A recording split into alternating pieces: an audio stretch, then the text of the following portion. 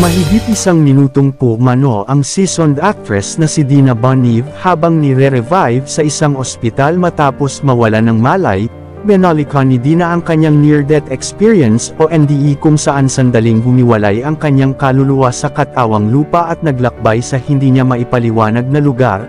Ayon sa isang health website, ang NDE ay isang kakaibang pangyayari na nararanasan ng taong nasa bingit ng kanyang buhay, typically an out-of-body experience or a vision of a tunnel of light. Sa latest blog ni Amy Austria, ikinwento ni Miss D ang naging eksena sa buhay niya nang maging clinically dead habang naka-confine sa ospital.